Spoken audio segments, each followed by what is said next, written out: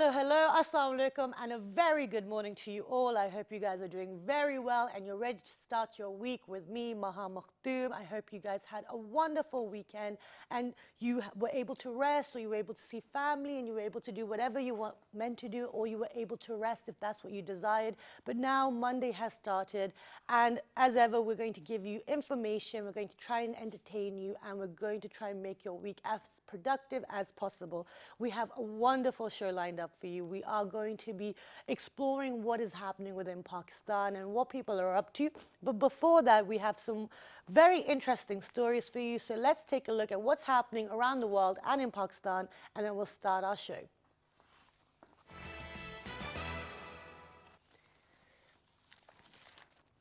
Bolivia unfurled nearly 200-kilometer-long bright blue flag in a show of support for the landlocked country's bid to regain sovereign access to the sea. The flag of maritime reivindication was held by tens of thousands of Bolivians and stretched across the highway in the Andes between the towns of Apacheta and Oruro.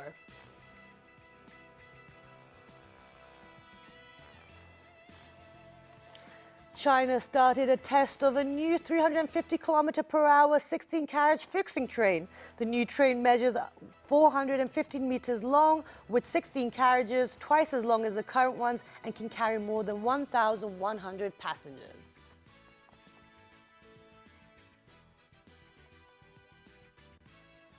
Abdul Sattar Eidi was a philanthropist that knew no boundaries. Daniel Swan, a British social worker, recently drew a mural of Eidi in Trafalgar Square, London. Wonderful.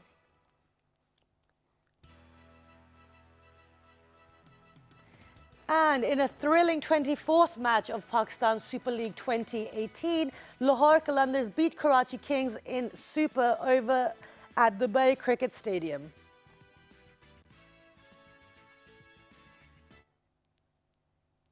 So this is super over. I have not been following the cricket, but for all of those that have been, I know there's a lot of news about it, there's a lot of excitement, and best of luck to all the teams and for all the fans as well. Do support your teams. It's a good way to get all together and also kind of have this unity and community type feeling. So good luck to all the remaining matches if there are any left.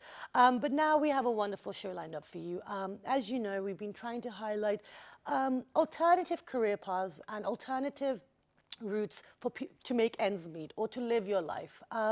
Within Pakistan, we have a very set idea of what successful careers are, or what a successful person is. If you're a doctor, if you're a lawyer, if you're an engineer, then you've made the right decisions in life. Anyone who kind of deviates from the norm or from the normal path is kind of looked at and scrutinized, and also not encouraged as much as we feel they should be. Within Pakistan, we know that we have an incredible amount of talent. We have produced amazing musicians, amazing artists, amazing sports people. But today we're going to be focusing on art. Let's take a look at a video, which is an amazing abstract piece of work. Let's take a look at it, and then when you come back, I'll give you a bit more information about what we're going to be discussing and our guests, who are wonderful artists in the studio. Let's go take a look. This craziness.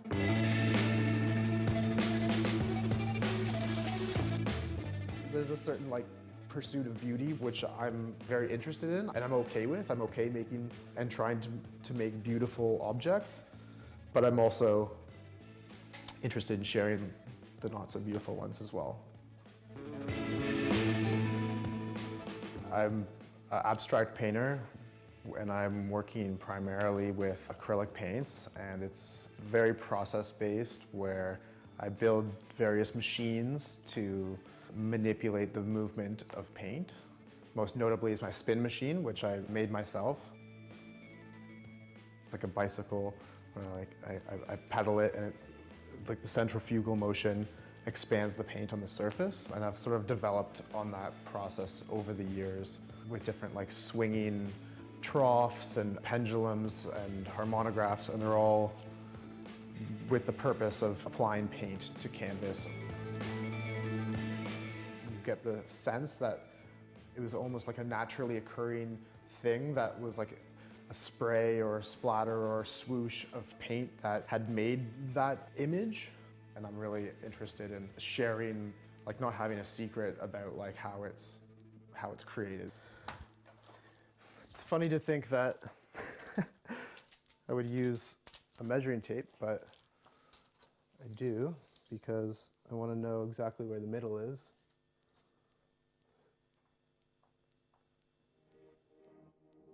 The reason for the spin, I was kind of amazed by when colors would be like swirled up on like a palette, traditionally painting with like a paintbrush, and I was like looking out on like a micro scale, and the spin was like a way that I found to like make that what I saw in a small capacity larger. I love the surprising results. I love to like the process of discovery. Some of my paintings, like the way that they're spun, they're so vigorous that they destroy the image. But in general, I do it in a way that they're more just expanding the image. So it's about like looking deeper into a like fractal kind of, of paint. My initial relationship to color was bright colors equals good vibes. That was a long time ago, and I still appreciate that perspective, but I think it's more complex than that, and emotions are more complex than that, and color has an interesting relationship with emotions. I think the strongest paintings have a palette that reflects these kind of like highs and lows and like a full spectrum. And so this is kind of like what I'm trying to explore in my work. If you look back to like the old masters, like, this sounds cliche, but like you look at like a Van Gogh or like. So that was a little video for you, just to get you guys into the zone of what we're going to be discussing today. Within Pakistan, we have, there's been so many amazing artists that have left their legacy behind. That have also, we've had Sadiq, we've had Ismail Gulji, we've had Abdurrahman Chugtai, and the list goes on. We've had Anna Molka Ahmed and Salima Hashmi. So we have really big names within our own history of art as well. But do we give it enough recognition? Do we encourage our children or the next generations to explore this avenue to see what opportunities are out there? And also, if we are, do we know where is the money making? Where can they make money in order to sustain their life? What kind of career opportunities are there within Pakistan? So to discuss this whole topic in a very holistic, we're going to be talking about every angle of this topic. So to discuss all of this, we've been very lucky. We've been joined by Sheila Mozum. She is a visual artist and independent curator. Assalamu alaikum. Good morning. Thank you so much for joining us today. Pleasure. Besides Sheila, we've been joined by Sayeda Nadia Raza. She is a senior lecturer of fine arts at OPF Girls College, and she's also a visual contemporary artist herself. Assalamu alaikum. Good morning. Good morning. Thank you so much for joining us. So before we get started on all the serious little nitty-gritty aspects of becoming an artist as a career, as a way of life, we're going to talk to each of our guests and find out about their work and how they got into art themselves and how they're able to keep continuing down their path, which is also their passion. So Sheila, let's start with you. You are an independent curator, but you're also a visual artist. Tell us, how did you get into art? Actually, this is something inborn. Okay. And in my family, my mamu, mami, my khala, they were all like into NCA and all.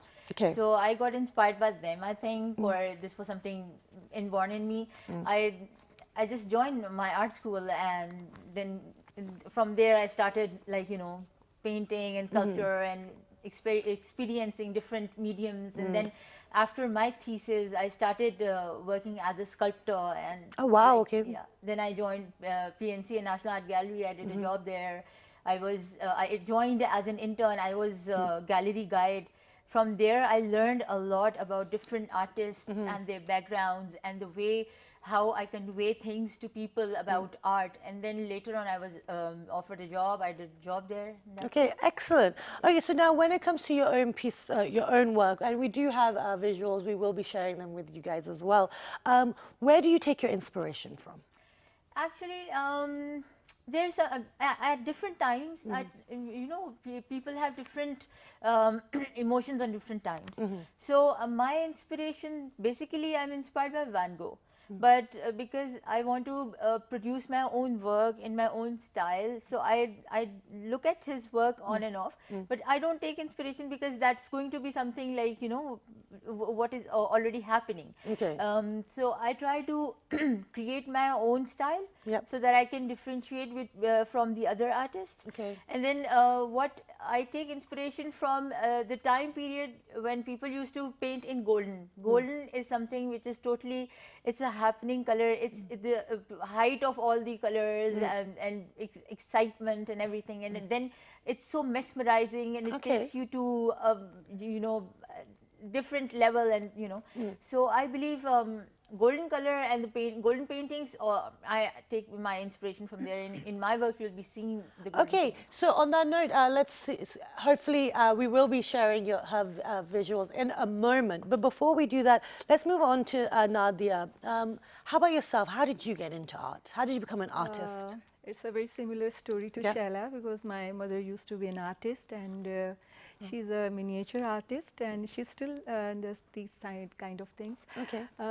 Basically, I was a science student, Right. but because I had a good aptitude, I switched to the other field, and I've been working with different media, and I was appreciated by my teachers and Okay. got the Best Artist Award in my bachelor, the Amazing. distinction, Roll of Honor. And then when I did my master's from Punjab University, again I topped the university with the awards and the medals. And I kept on working with the different mediums, and finally I then got the job. I'm working as a senior lecturer of fine arts at Oak Yes. Grove Girls College. But no, but no, the thing is, I want to know about your artist career. We're going to talk about the other work in a moment. Now, as an artist, you are a contemporary artist. So within Pakistan, what do we mean by contemporary artist? Actually, this is contemporary and the impressionist. When I was a student, we were actually have to follow the instruction of the teachers and our superiors, and we have to follow the realistic work. But whenever I was doing the work, I had some kind of a emptiness, that there is something missing in my work. I never, I did my realistic work, but when I got my own will, and then I did the impressionist work and the expressionist work, romanticism, I had that, I think, instinct inside of me. See, when I hear impressionist, am I correct in assuming thinking it's Rembrandt and all these No, artists? it's Kyle, Claude Monet. Okay, Monet, right, they right, were right. the real Excellent. expressionist, impressionist, in fact. Okay. And the contemporary, it is just kind of you omit the details, and thus you just pick out the thing which sparks and which inspire you. Okay. And this is somehow you can see the things in my work, that the different vibrant colors and the outlines of some kind of not the details work. Okay, okay. just the thing which inspires me. You can Okay. see that. Okay, excellent. So now, now let's move. We will be sharing your visuals very soon. But before I do that, I just want to get more information out of you guys. So Shella, you said obviously everyone gets inspired. That's how we, create something. But you like to make your pieces unique and very different. You like to set yourself apart from others. Now, when you are painting a piece, or when you are creating a piece, where are you taking your inspiration from? What are your subject pieces about? In a sense that I work on theme-based works. Okay. You know? For instance, some people paint realistic, some people paint like idealistic, whatever. But I actually see so many things in our society. We go through so many issues, and we just So I work on theme-based things. For instance, the exhibition, the work which you are going to show now. Yes. That is about people praise power, and people go after power, power, contacts, and money, and all the materialist things, which are to me are fake. And people who are trying to follow all this, they don't even care whether the person is of that caliber or not. Right. But they just so I don't agree with this thought. Okay, so it's our the blind leading the blind in a way. Yeah. So now, when you were creating this piece for the audience, now let's move on, and we will be sharing the images very soon, guys. I know you are aching to see them, but before we do that, I want to ask you: when you do create your pieces, when you finally put them on display, what are the reactions of the audience or the general public? It mostly depends on public. It depends on what area the public is coming from. Is it the art students? They will think and give me reactions in a different way. And I prefer, even I consult my servants to stand in front of my piece and tell me what you see, because I want to see what because they haven't studied or whatever, you know. But I try to Okay, take. so this is the thing. Now, okay, so now we're going to share, and then when we come back, we're going to talk about this, because I do also want to talk about people's approach or to art, because that also then hinders the career opportunities. So let's take a look at Shaila's work. Okay, so we have the king in the middle from the cards, right? Yep. This is a card series because Game of Life is the title. Okay, And I believe that people, what they do, their faces or their personalities are quite clumsy, but just that they have power and they've got that thing in them, so people just follow them, you know. Right, They okay. don't care if the person is educated or not, if he is educated or she is educated, what is her caliber of talk, you know. Okay, and this one, what's this one? This is also about the waves. Actually, I'm showing the waves, and in between the circle is again the king and a queen, and those four things are like depicting the card. So the cunningness of any, you know. Okay, and let's move on to the next one. Okay. This is again, it's the same thing. The people, the mainstream people, okay, they're going through, and shadows are like, you know, trying to attach, trying to connect with them. That's a really, I really like this piece a lot. Thanks. This is a, And this Okay. one is about, if you can see at the first corner, there's a pretty woman having, but a little clumsy, having flour in her teeth. You know? okay. And in the middle of, you can see the shadows, and four things are like surrounded. Again, it's the game thing, you know. Okay. People, how people play games and Right. whatever. And then Okay. shadows are like, you know. Interesting. So it's a very realistic kind of approach, you know, looking at life and the things people are going through. And we're gonna, let's share the last one as well. Yeah, this is again, it's apparently hearts and hearts. And yeah, it's a little, you know. Yes, we're on the side there. It's okay. But apparently these people who are like connections or whatever, they always show that they're very sweet, very kind. So I'm depicting hearts around. Okay. But it's a game inside. So you're basically trying to highlight the hidden faces of people, or the hidden, like, Exactly. excellent. So very, very interesting. And, okay, so now let's move on to Nadia. When you are creating your pieces, you said who you're inspired by, but when you're taking in inspiration or ideas, what are you looking at when you're creating your pieces?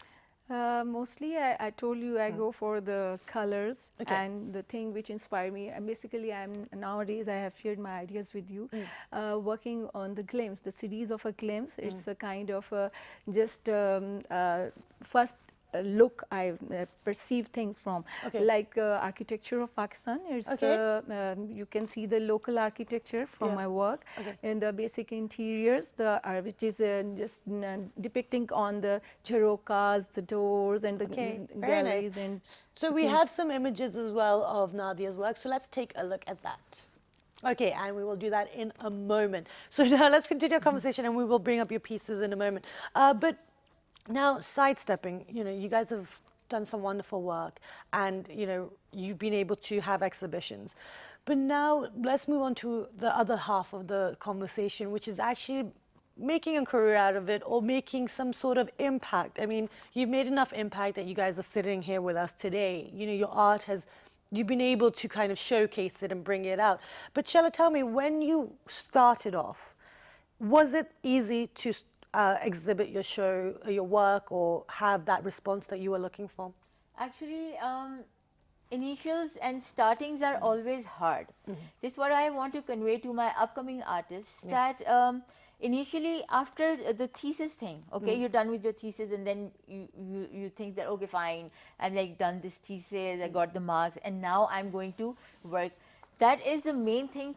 First of all, you have to stay put, be very focused, stay connected with your teachers so that they can give you right directions. Right. Because sometimes the way I am, I'm quite an independent person. So I was like, okay, fine, I'm going to do it myself and this and that. But I had to face a lot of things. Right. So now I believe that if you stay connected with your teachers, keep on asking them if they have any project, if they, and then keep on sharing your artworks with them, keep on asking, and then they are going to give you suggestions, and you can, like, make your careers in this way. Stay connected with the whole circle. Okay. That's important for all the artists. Okay, wonderful. And Nadia, it's a different question for you. Because you are a senior lecturer of fine arts, what are the biggest challenges you're seeing for the future generation of artists? Actually, first of all, there is a mindset that art is not that important, and people are going into that science and the other, and that my daughter or my son would be the engineer and the doctor. We have to change that mindset of us, because there is, I think, a big space for this field as well. Right. You can see the big names of the artists, and I think everything is revolving around the arts. Even the dresses you are going to wear, and all the makeup artists, and the interior, and the even the motifs on the suits and your clothes, everything is revolving, and the media as well. Whatever you present, you need a graphic designer and everything. There is a lot of field, and there is a vast, I think. Art is in everything. Art is everywhere. Yeah. Absolutely, but that's the thing. So now, that's excellent, and I'm going to pause you in that moment because we do have your pieces ready. So let's have a look at Nadia's work, and then we'll continue our conversation. Okay, so what is this? What are we looking at right now? You can see there is a hut in a jungle. Yes. It's a kind of a landscape, and this you can see the vibrant color of water paints. It's a water painting technique Watercolor. on the handmade paper. Okay, and amazing. normally I use the washes and the knife work. When I do with the oil paints and with the acrylic, I go for the very thick paints in the stroke, but it is the wash. You can see the transparent effect on Beautiful. it. So let's have a look at the next one. Okay. And so this is the knife one, yeah, right? this is, you can see the knife strokes and the washes as well. This is the architecture, and you can see the houses. This is the interior architecture of Pakistan, basically, and Amazing. this is the under the sky. It's almost like when you're driving out by outside of Islamabad, you do see those sites. Oh, what is this one? This is beautiful. You can see the minarets and the domes and yes, the windows and the jharokas, and you can see the interior of Lahore, then Islamabad. That's beautiful. This is our local architecture. And what medium basically. is this? What? What medium is this? And this is mixed medium. It's oil and acrylic both. Oil and acrylic. How is it to mix them? There are the different layers in the course. We apply some first acrylic and then oil. Okay, and what are we looking at here? It could be just a glimpse of the Satpur village. You can see the Okay. levels of the architecture. You can see the clothes on the wire and the dripping of the colors, and it could be you can say that it's kind of impressionist work as well. That's beautiful, lovely, lovely pieces. And what is this one? You can see the moves. This is a move of the moves, because I'm very much inspired by it. It depends on the phases, how you are going through. Okay. So at that time, I was very in love with this move kind of a thing. Yeah. And it is going with my bedroom theme as well. So especially I'm ready for that. Wonderful. Yeah, your homes must be really nicely decorated with beautiful pieces. Okay, and this final piece, the last one, that was watercolor as well? Yeah. Okay, wonderful. Okay, so now, like you've said, there are multiple avenues within the world of art that people can take. But Nadia, as someone who has been working, and I'll ask you this question as well, Shaila, are the students aware about this though? Are they aware of the other kind of slight detours within the art world that they can make careers out of? Yes, I told you that there are so many spaces. No, you're telling us that there are so many avenues, but our students, our parents, the ones that have the influence on which direction their kids take, are they aware of these different avenues and I opportunities? think nowadays they are getting this awareness, and through media, and it's a vast world, and because of the devices we are using nowadays, Right. And it's I think universal knowledge they are getting out of it. Okay. Now they know what is the use and what is the exposure of that thing. I Okay. think. Shella, how about you? You were going to say something? I think I actually go through so many talk sessions, and I just like try to talk to people, try to know what they think.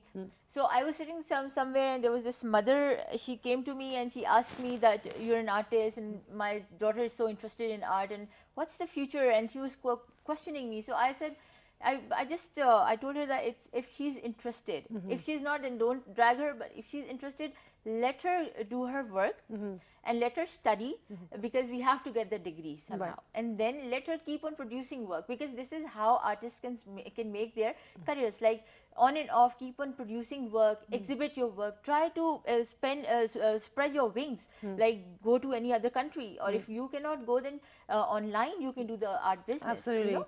Absolutely, and there's a lot of opportunity. But on that note, we're going to go for a short break, and when you come back, we're going to continue the conversation and give you guys more information of what routes you can take, how to overcome the hurdles, where can you go to exhibit and actually make some money as well, because I think that's the biggest fear that our parents or our loved ones have when they're encouraging us to take the typical careers, is that they want us to have stability. So let's take a break, and then when we come back, I will offer you some stability. Stay tuned.